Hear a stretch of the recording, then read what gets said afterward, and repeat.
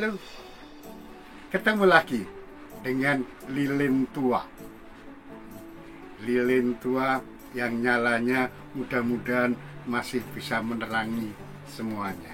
Oh, come on. Kita masuk ke sesi baru.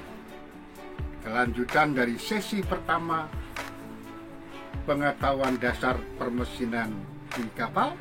Sekarang masuk sesi kedua, pengetahuan dasar tentang pompa-pompa di atas kapal. Bagi Anda yang lupa atau belum mengikuti sesi pertama permesinan dasar, Anda boleh lihat di linknya lilin tua di deskripsi di bawah ini. Oke, mari kita mulai dengan sesi kedua, pengetahuan dasar pompa-pompa part 1. Inilah kehidupan pelaut penuh tantangan. Ombak dan badai bukan halangan, tapi tantangan. Tantangan yang harus dihadapi, bukan dihindari. Apapun, destination port must be achieved. Tantangan merupakan makanan pelaut. Pelaut pantang menyerah. Pelaut menang. Baik, kita masuk ke materi pompa. Banyak yang tanya, apa sih kegunaan pompa di kamar mesin atau di atas kapal? Sampai sebegitunya dibahas, sampai sebegitunya diperhatikan. Mari kita jawab pertanyaan tersebut. Pada hakikatnya, pompa adalah sebuah alat yang memberikan energi, memberikan tenaga kepada fluida, cairan maupun gas, yang berefek menaikkan tekanan atau barangkali membuat fluida tersebut bergerak mengalir. Atas dasar itu, atas dasar pemahaman itu, kenyataan itu, maka pompa dipergunakan di atas kapal untuk manfaat-manfaat atau fungsi-fungsi sebagai berikut. Pertama, karena tadi memberikan tenaga untuk menaikkan tekanan ataupun menggerakkan, maka dipakai untuk memindahkan cairan dari tangki ke tangki. Seperti Anda ketahui, di kapal banyak cairan, umpamanya minyak lumas, ada cairan bahan bakar, ada cairan balas air laut, ada cairan air tawar, ya, ada cairan-cairan lain yang perlu pemindahan dari tangki ke tangki, dari tangki double bottom kiri ke tangki double bottom ke kanan, dari after peak ke fore peak, ya, kemudian pemakaian air tawar dari tangki ini dipindah ke tangki ini dan sebagainya. Yang kedua, dipakai untuk menyelenggarakan sirkulasi cairan. Anda ingat kalau melihat pendinginan mesin induk, ada pendinginan tertutup, ada pendinginan terbuka. Pendinginan tertutupnya berupa air tawar, dia perlu disirkulasi. Masuk mesin induk, keluar panas, masuk ke kulet didinginkan, kembali ke pompa, balik. Perlu pompa sirkulasi. Di pemakaian air tawar, perlu sirkulasi. Di ketel, perlu sirkulasi. Di bahan bakar, perlu sirkulasi. Kita perlukan itu. Dan yang terakhir, pompa dimanfaatkan atau difungsikan di atas kapal untuk membuang cairan dari kapal keluar. Ya, umpamanya membuang air got, membuang balas, melakukan firefighting, berarti ngambil, buang. Kita coba mengingat kembali tentang sistem-sistem. Di dalam sistem minyak lumas ini, kita akan jumpai adanya pompa. Pompa yang berfungsi untuk melumasi celah-celah antara dua permukaan logam yang bergerak, yang saling bergesek. Kembali ke samteng dipakai lagi, kemudian sebelum masuk dimasukkan ke cooler dulu atau di pemanas dulu, kita butuh pompa sirkulasi. Dalam hal ini juga, kalau kapalmu berada di pelabuhan lama, maka minyak lumas yang ada di samteng perlu disirkulasi oleh purifier, tapi sebelumnya dia perlu dipindahkan ke atas oleh pompa. Kita butuh pompa. Ini butuh pemindahan dari tangki ke tangki yang bahan bakar tadi, yang minyak lumas, dan kemudian sirkulasi pendinginan secara central cooling system. Selanjutnya kita juga mengenal di sistem bahan bakar, baru ini namanya pemindahan dari tangki ke tangki. Dari tangki double bottom, pindah ke tangki double bottom yang lain dalam hal keperluan balance. Dari tangki double bottom ke tangki endap dalam rangka untuk disalurkan ke bahan bakar. Kita butuh pompa. Ya. Kemudian kita juga butuh pompa dari tangki ke pemakaian. Di samping nanti pada saat di pelabuhan kita bisa membuat sirkulasi supaya bahan bakarnya tetap panas, maka dia disirkulasi dari tangki harian ke tangki harian. Ya. Selanjutnya, di dalam sistem domestik air tawar, kita tadi butuh dua-duanya, baik yang sirkulasi atau yang di pemindahan, di pemakaian. Sementara ini yang untuk ketel, kita butuh pompa sebagai sirkulasi dan pompa sebagai pengisi. Kita lihat untuk di build system itu jelas kita butuh pompa untuk pemindahan dari kapal keluar setelah melalui proses oily water spirator. Sementara kalau yang dibalas, karena prinsipnya memang untuk ballasting, maka pompa diperlukan untuk memindah air balas dari tangki ke tangki. Barangkali dari tangki kiri ke kanan atau sebaliknya, barangkali dari tangki belakang ke depan atau sebaliknya. Tidak menutup kemungkinan kita membuang balas dari tangki ke overboard. Untuk sistem pemadam kebakaran, ini jelas dari laut dibuang keluar lagi.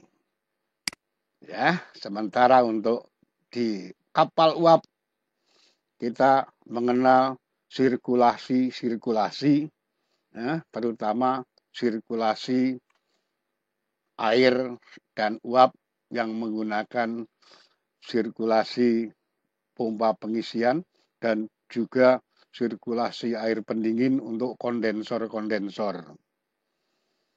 Kalau kita lihat di sini, kalau kita perhatikan sistem-sistem yang barusan kita sebutkan tadi, maka kita langsung bisa menyimpulkan bahwa pompa memang diperlukan.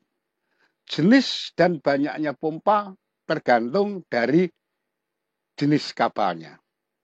Apakah kapal uap, apakah kapal motor. Di kapal motor pun juga nanti dibedakan sesuai dengan fungsinya, sesuai dengan sistem bekerjanya, sesuai dengan pergerakannya. Untuk sesuai dengan fungsinya, maka di kapal akan kita temui banyak jenis pompa. Ya, ada pompa main lubricating oil system, main sea water pump, dan sebagainya. Ini merupakan pompa-pompa yang secara minimal harus dimiliki oleh kapal-kapal niaga. Kecuali nanti ada kapal-kapal khusus, ada pompa-pompa yang khusus dipergunakan untuk kekhususan kapal tersebut. Juga tidak disebutkan di sini tentang small pump. Banyak small pumpnya yang tidak memiliki fungsi yang besar. Sementara untuk kapal uap pun juga punya jenis-jenis pompa sesuai dengan fungsinya. Jadi nama pompa sesuai dengan fungsinya nempel di tiap-tiap pompanya.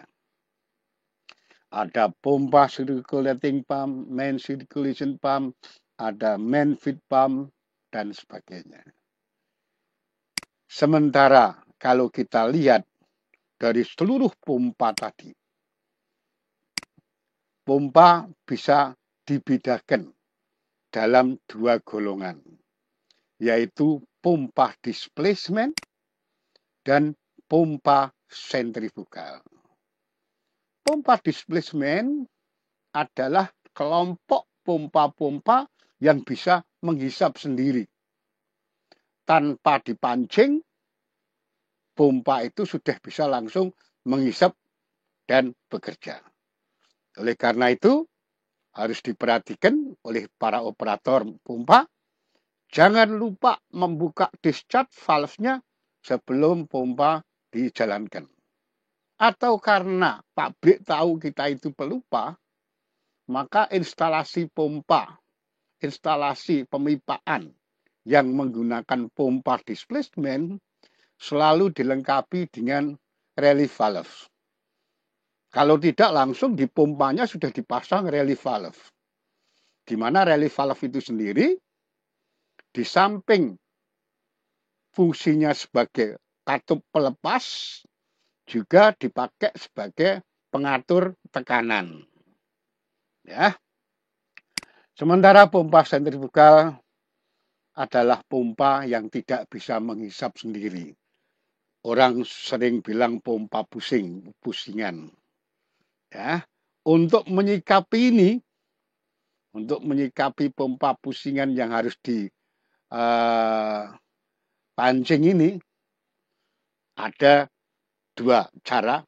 Satu, memilih pompa-pompa air laut di bawah permukaan. Jadi kalau pompa sentrifugal untuk keperluan penghisapan air laut, jelas begitu Anda buka keran isap, air laut sudah langsung masuk. Berarti sudah terpancing dengan sendirinya. Tapi bagaimana dengan pompa-pompa air tawar dan pompa got, pompa balas yang tidak ada hubungannya dengan air laut umpamanya? Kita sikapi dengan dua cara. Satu dengan hydrofoil tank dan yang satu dengan central vakum. Jadi kita menggunakan satu instalasi pompa udara, pompa vakum, yang secara bersamaan kalau kita menjalankan pompa got misalnya, di vakum jalan, ini jalan, begitu sudah kevakumannya masuk dan airnya sudah terisap, pompa vakumnya dimatikan. Yang satu pakai hydrofoil tank. Untuk pompa-pompa displacement, kita bisa memberikan contoh misalnya pompa torak atau pelunyer. Kita bisa memberikan contoh pompa-pompa roda gigi, gear pump, ya. kemudian pompa ulir, screw pump. Kita bisa memberi contoh pompa loop, pompa vein, dan pompa mono serta pompa membran. Ya, pompa mono itu kayak ulirnya kayak keris gitu. Sementara pompa membran itu ya memang ada membran. Ya, itu semua golongan pompa-pompa yang bisa menghisap sendiri. Sementara pompa sentrifugal kita akan mengenal dua jenis, yaitu yang jenis sentrifugal volute dan sentrifugal diffuser. Kalau ditinjau dari gerakannya, maka kita akan bisa membedakan pompa reciprocating, pompa yang bergerak bolak-balik. Kemudian pompa rotari, pompa yang bergeraknya berputar. Dan terakhir adalah pompa kombinasi antara berputar dan bolak-balik. Ini ini dipakai untuk pompa-pompa hidraulik. Pompa reciprocating kita bisa temui sebagai pompa torak atau pompa bunyer. Kemudian ada pompa membran tadi, geraknya bolak-balik. Sementara pompa rotari yang berputar, kita bisa temui pompa sentrifugal sendiri, kemudian pompa roda gigi, pompa ulir, pompa loop, pompa vein, dan pompa mono. Sementara pompa hidraulik yang bekerja berdasarkan gabungan antara bolak-balik dan ini kita sebut pompa radial. Ini ada yang jenis pompa radial dan ada jenis pompa axial. Kita akan ketemu nanti pada part kedua tentang pompa displacement. Oke? Ya, demikian tadi part 1 tentang pengenalan pompa-pompa di kapal niaga.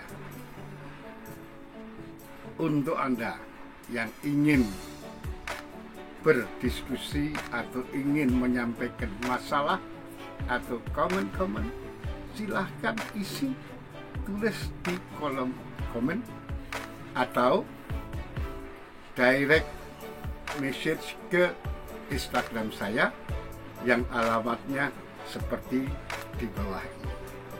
Dan jangan lupa, sebelum kita masuk ke part number 2, jangan lupa klik subscribe, lonceng, dan like. Oke, selamat jumpa di part 2 dengan lilin tua.